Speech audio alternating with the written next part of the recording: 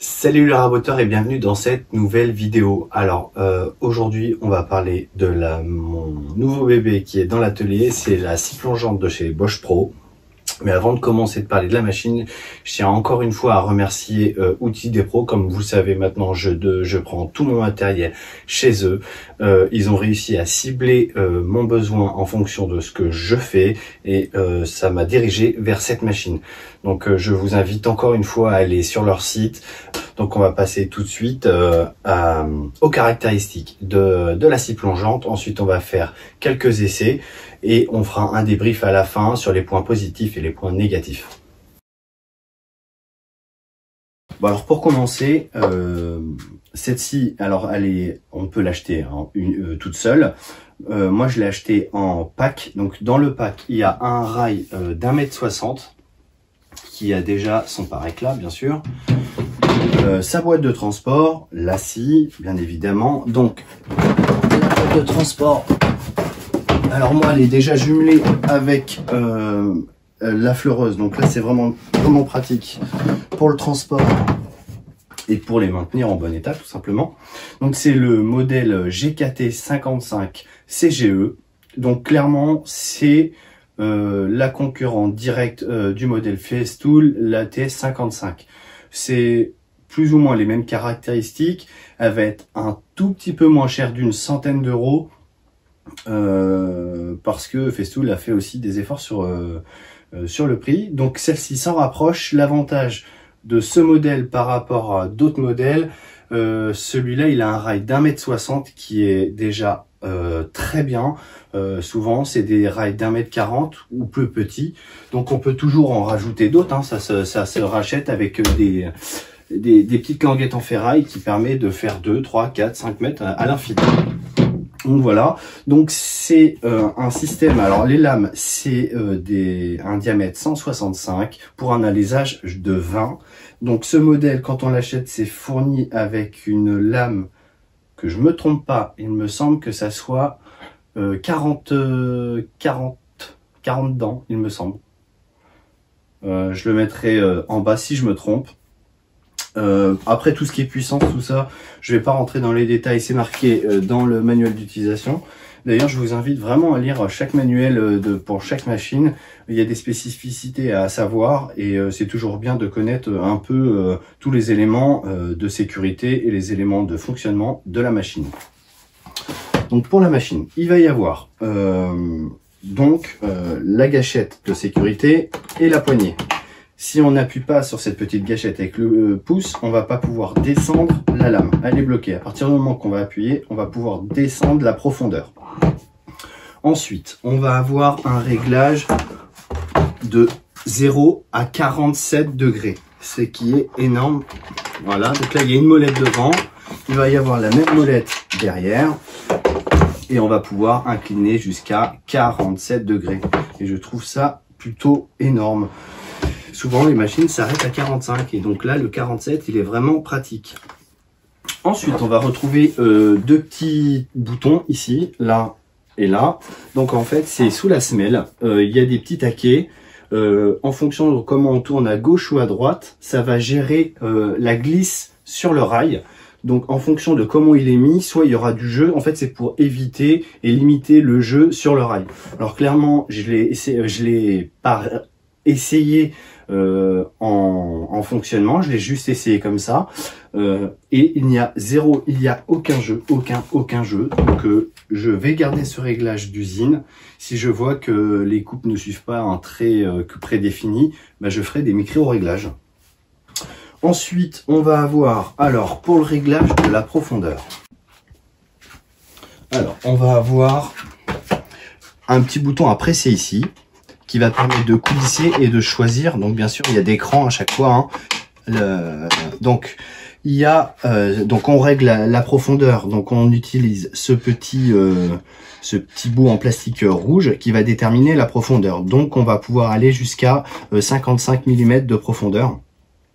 Alors il y a un fonctionnement spécifique, donc on peut avoir le bitonio rouge en bas ou en haut. Alors ça va être en fonction de si on coupe sur le bois avec ou sans le rail.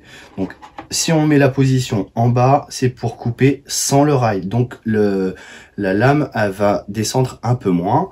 Et si on met en haut, c'est avec le rail. Donc ça va compenser l'épaisseur du rail pour avoir la profondeur estimée. Donc bien sûr, il faudra s'adapter à la hauteur. On voit bien que quand c'est vers le bas, là je suis à 30 mm. Et là, je suis plus qu'à 24 mm.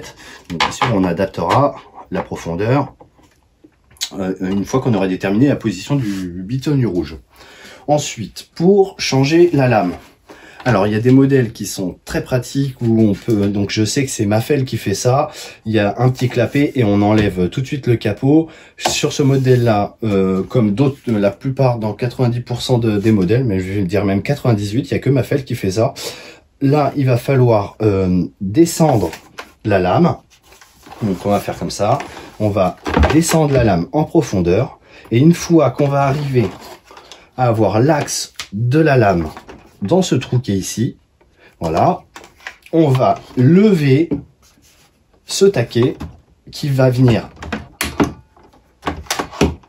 verrouiller, voilà, qui va venir verrouiller la lame. Donc là, elle est bloquée.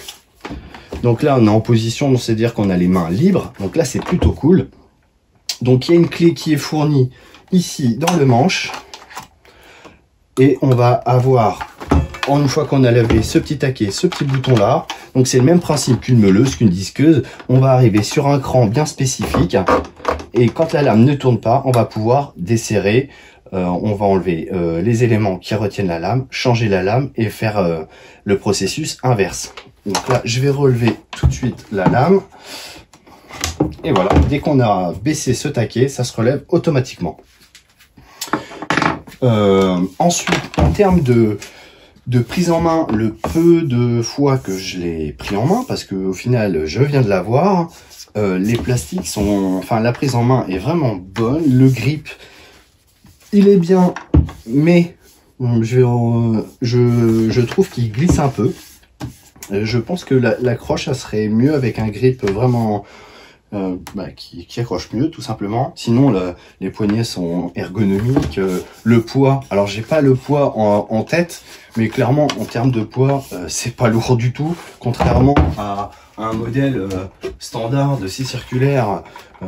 Et ben on va être légèrement plus lourd parce qu'il y a un peu plus de carrosserie, mais c'est pas non plus flagrant. Donc là tout ce qui est carrosserie, donc ça c'est de l'alu. Ça c'est de l'alu.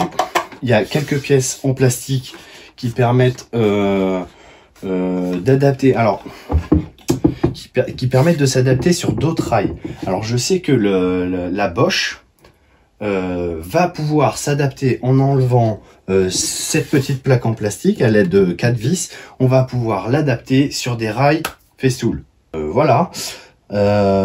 Sinon la semelle, j'ai regardé, j'ai vérifié, elle est...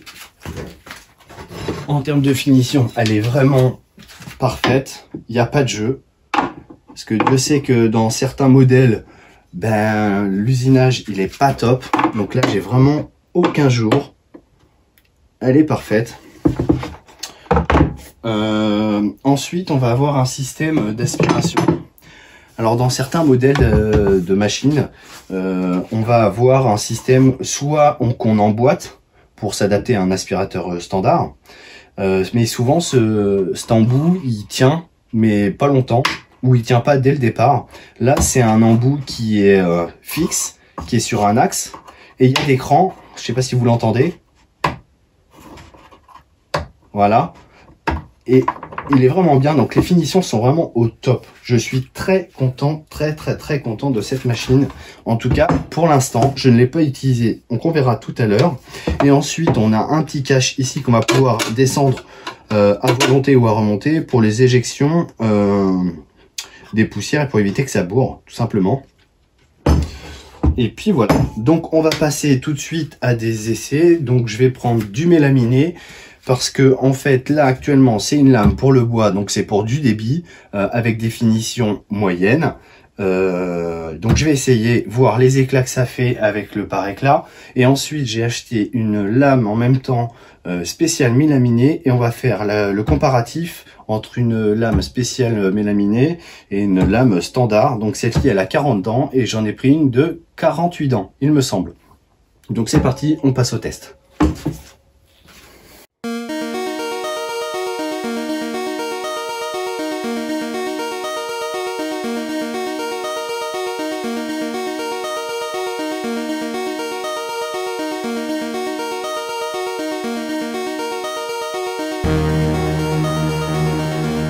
Bon, là j'ai pris une planche de 18 mm de mélaminé. Alors c'est du mélaminé bas de gamme. Donc justement, je vais voir ce que ça fait avec de la basse qualité. Le mélaminé, il est vraiment, la couche de mélaminé est vraiment fine. Donc j'ai réglé à 18 mm parce que la planche fait 18. Donc on va voir si les réglages sont précis. Je mets pas de serre-joint parce que je veux tester aussi l'adhérence de la règle. Et si je vois que ça bouge, j'y rajouterai les serre-joints. Donc on va tester ça. Je reprends juste après.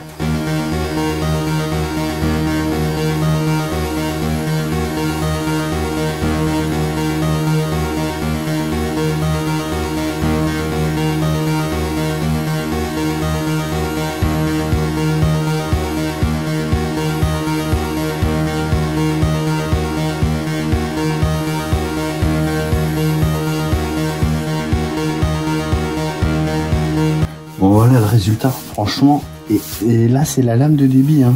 Je n'ai aucun éclat, aucun. C'est vraiment la perfection. Je sais pas si vous voyez vraiment avec la lumière que j'ai, mais il n'y a vraiment rien du tout. Bon par contre, j'ai le rail qui a glissé. Alors le fait que ça soit du mélaminé, ça adhère peut-être un peu moins. Donc il va falloir que je pense à m'acheter des petits serre-joints qui se mettent en dessous. Je ne les ai pas. Donc je vais refaire une autre coupe parce que j'ai...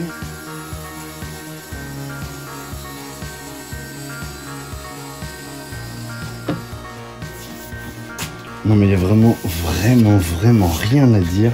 Alors est-ce que c'est la lame qui est neuve? Est-ce que c'est le pare-éclat qui fait effet? Je sais pas du tout, mais dans tous les cas, la qualité elle est là. Si vous voyez un défaut, vous me le dites. Et on va regarder derrière, parce que de l'autre côté, vu que c'était mal fait, et ben c'est pareil. C'est pareil. On voit vraiment aucun défaut. Il n'y a aucun défaut de coupe. Oh, je suis content, vous savez même pas à quel point je suis content. Donc ça c'est super. Donc au final je sais même pas si ça vaut le coup d'essayer la lame mélaminée de l'abîmer. Alors pour l'instant ça fonctionne très bien cette lame là. Je pense que je ferai peut-être d'autres essais sur Instagram ou un truc comme ça, mais pour l'instant je pense que je vais rester sur cette lame. Après je vais quand même vous montrer la lame exprès pour mélaminer. Donc c'est celle-ci. Donc je vous mettrai des liens dans la description pour aller la trouver si ça vous intéresse. Et puis voilà, donc on va passer tout de suite au débrief de la machine, le point positif et le point négatif.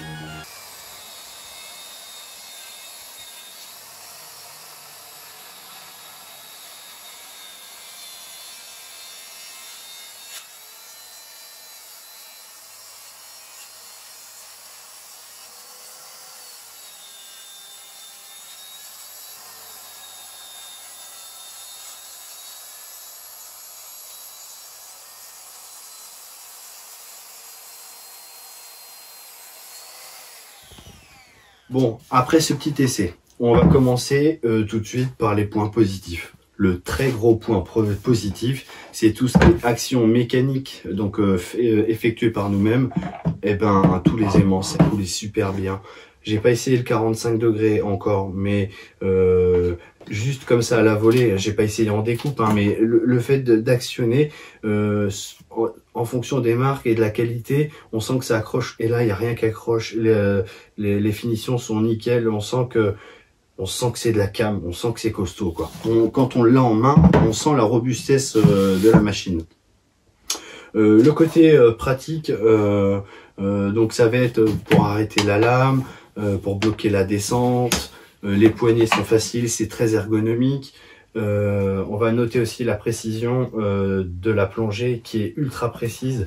Voilà, moi j'avais une planche de 19 mm, j'ai mis 19 mm et c'est venu vraiment couper le en bout de mélaminé et c'est nickel. J'aurais pu mettre plus profond, hein, j'avais les planches Martero en dessous, mais elle est très précise. En termes de bruit, c'est un appareil électrique, donc on met le casque, on fait voilà, ça fait du bruit, donc on se protège les oreilles. Là pour l'aspiration c'est pareil, si vous en avez pas, bah ça projette, donc on met un masque. Mais sinon la machine en elle-même, elle est monstrueuse quoi. Je vais vous remonter encore une fois les finitions à la lumière là. Alors, regardez juste le résultat, voilà. Enfin, si vous me trouvez un défaut, voilà. Pour moi elle est nickel. Donc au niveau de ça, pour moi, pour le travail, ça va être juste parfait. Ensuite, en termes de points négatifs, j'en ai quelques-uns quand même. Je vais avoir le câble qui fait 2,50 m. J'aurais mis un câble avec au moins 1 mètre, 1,50 m de plus. 3-4 mètres de câble, c'est toujours plus agréable quand on va avoir des grandes planches de 3 mètres à couper. Ça évitera de tirer trop dans la longe. Ensuite, la poignée. Donc la poignée, elle est très ergonomique, hein, c'est pas le souci. Le souci, c'est le grip que je trouve qui est un peu trop plastique et qui accroche pas assez. Alors moi, j'aime bien avoir une bonne prise en main et pas déraper. Ouais, faut vraiment, je sais pas s'il faut faire quelque chose pour que ça accroche, mais voilà, moi je trouve que c'est un point négatif. Après, ça ne reste que mon avis. Il y en a plein qui vont trouver ça super. Voilà, les éjections sont top. Donc non, en point négatif, voilà, je vais avoir la poignée et je vais avoir la longueur de câble qui est, à mon avis, un peu court. Ensuite, je sais pas si vous avez pu voir, j'ai sur le premier essai de coupe, j'ai ma règle qui a glissé. Donc j'ai un peu trop fait confiance aux antidérapants de la règle. Alors vous allez me dire, oui, mais il y a des serre-joints, c'est fait pour. Alors je les ai pas achetés, je voulais justement tester sur du mélaminé la résistance au frottement. Alors on sait que le mélaminé, c'est une matière qui est un peu glissante. J'ai essayé sur du bois hors caméra, sur le bois ça glisse pas du tout. Mais il va falloir quand même que j'aille sur l'achat de 2 serre-joints. Donc c'est des serre-joints qui vont se glisser en dessous et qui vont se prendre sur la pièce de bois. Au moins ça bouge plus et c'est plus sécuritaire. Ensuite, je vais parler de la lame pour ceux qui... Enfin, j'ai vu ça sur des forums, des gens qui se disent « je comprends pas, ma lame elle coupe le pare-éclat ». Alors, quand on va venir acheter un rail, le pare-éclat est toujours plus long. Et c'est lors de la première coupe qui va déterminer l'endroit où la lame va passer. Donc quand vous allez tracer un trait à pression à une planche, il faudra se baser sur la première coupe. Donc c'est pour ça qu'il faut régler comme il faut la machine. Il y a très peu de réglage, hein. Je rappelle, il y a ces 2 petites molettes qui sont là pour jouer avec le jeu. Donc ça va peut-être légèrement jouer sur 1/1000 de millimètre. Mais voilà, une fois que la première passe est faite, et ben en fait on s'aligne sur ce caoutchouc là. Donc voilà, je vous en ai montré un bout. Voilà, ça dépasse comme ça et après c'est beaucoup plus court. Donc voilà. Donc ça c'est normal, faut pas s'inquiéter, hein. Après, j'apprends rien à ceux qui ont l'habitude d'utiliser ce genre de machine, hein. En tout cas, si j'avais une note à donner sur cette machine, sur 5, eh ben je lui donnerais 4,8, 4,9. Juste pour le coût du câble. Sinon, la machine, en termes de résultats, elle est juste monstrueuse, quoi. Pour le prix qu'elle coûte, je le rappelle, je crois que c'est 470 € le pack complet. C'est vraiment une machine où vous pouvez y aller les yeux fermés. Alors, en termes de longévité dans le temps, j'ai mis aucun doute sur cette marque. Elle a fait ses preuves. Voilà, c'est ça. J'ai mis aucun doute. Je vais l'utiliser quasiment quotidiennement et je suis intimement persuadé que cette machine va me durer un certain moment. J'avais déjà dans cette marque-là du Bosch vert, voilà, ça fait 11 ans que j'ai cette machine et elle est toujours là. Donc là, sur la marque, sur la gamme professionnelle, j'ai aucun doute. Voilà, en tout cas, j'espère que cette petite vidéo vous a plu. J'espère ne pas avoir oublié certaines choses, j'en ai certainement oublié, mais il y en a d'autres qui ont fait des démonstrations de cette machine, mais moi je voulais absolument vous la faire parce que là je suis vraiment content. C'est la machine qui va me sauver la vie pour ce que je compte faire au quotidien. En tout cas, si la vidéo vous a plu, eh ben, n'hésitez pas à vous abonner, à lâcher un petit commentaire. N'oubliez pas la cloche des notifications pour suivre l'aventure avec moi. Je vous dis à bientôt et surtout, prenez soin de vous.